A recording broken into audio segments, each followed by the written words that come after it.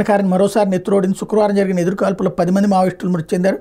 వీళ్లలో 7 పురుషులు 3 మహిళలు ఉన్నారు. ఇటీవల నారాయణపూర్ జిల్లాలో ఎదురుకాల్పులు ఘటనలో సుమారు 38 మంది మృతి చెందిన ఘటన మరొక ముందే మావోయిస్టులకు సుక్మా జిల్లాలో అదే తరహాలో కోలుకోలేని దెబ్బతగిలింది.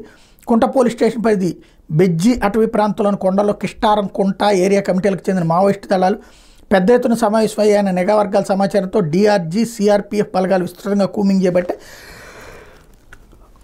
శుక్రవారం తెల్లవారుజామున భద్రతా బలగాలు గమనించిన మావోయిస్టులు కాల్పులకు దిగారు. భద్రతా బలగాలు ఎదురు కాల్పులు మొదలుపెట్టాయి. ఇరు వర్గాల మధ్య దాదాపు 4 గంటల పాటు తుపాకుల మోత మోగిందన్నటువంటి వార్తని హైలైట్ చేశారు. లేకపోతే సాక్షి వచ్చేటప్పటికి నిజాలకు పాత్రేసి నిస్సిగ్గుగా నిందల అంటూ అమెరికాలో అదానీ సంస్థపై అభియోగాలు నమోదైతే ఇక్కడ వైఎస్ జగన్పై విష ప్రచారం. కేంద్ర ప్రభుత్వ రంగ సంస్థ సెకీతో గత ప్రభుత్వ ఒప్పందం, అదానీతో రాష్ట్ర ప్రభుత్వానికి ఏం సంబంధం? ఆ ఒప్పందంలో ఉన్నది రాష్ట్ర ప్రభుత్వం, కేంద్ర ప్రభుత్వం. పైగా సెకీ తనకు తానుగా యూనిట్ ₹2.49కే సరఫరా చేస్తామని లేఖ రాస్తూ ముందుకొచ్చింది.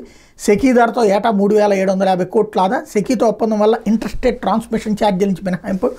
గతంలో ఏ ప్రభుత్వం ఏ ముఖ్యమంత్రి హయాంలోనే ఇంత కారు చౌకగా 7,000 మెగావాట్ల విద్యుత్ కొనుగోలు ఒప్పందం జరిగిందా? యూనిట్కి ₹2.49 చొప్పున 25 ఏళ్ల పాటు నిరాటంకంగా విద్యుత్ సరఫరా చేస్తామంటే ఏ రాష్ట్ర ప్రభుత్వమైనా కాదంటుందా? ఈ ఒప్పందం కేంద్ర రాష్ట్రం మధ్య జరిగితే లంచాలకు అవకాశం ఉంటుందా? కేంద్రం ఎక్కడైనా రాష్ట్రాలకు లంచం ఇస్తుందా? ఈ ప్రక్రియలో లంచాలు ఇచ్చేందుకు ఆస్కారమే ఉంది. అసలు అధిక ధరలకు PPL చేసి అడ్డకోలు స్కాములకు పాల్పడిన చంద్రబాబు యూనిట్ ₹6.99 చొప్పున కొనుగోలు చేసింది ఈ పెద్ద మనిషే. దీర్ఘకాలిక ఒప్పందాలతో 35,000 కోట్లు బాబు నిర్వాహకం కాదా? రెట్టింపు ధరలతో జరిగిన ఆ ఒప్పందాలు ముడుపుల కోసం కాక మరి ఎందుకంటున్న విద్యుత్ రంగ నిపుణులు. డిస్కమ్లకు 2019-24 మధ్య జగన్ అందించిన సబ్సిడీ మొత్తం 47,800 కోట్లు.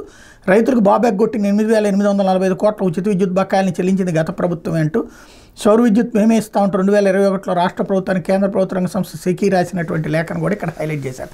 రేపు కేంద్ర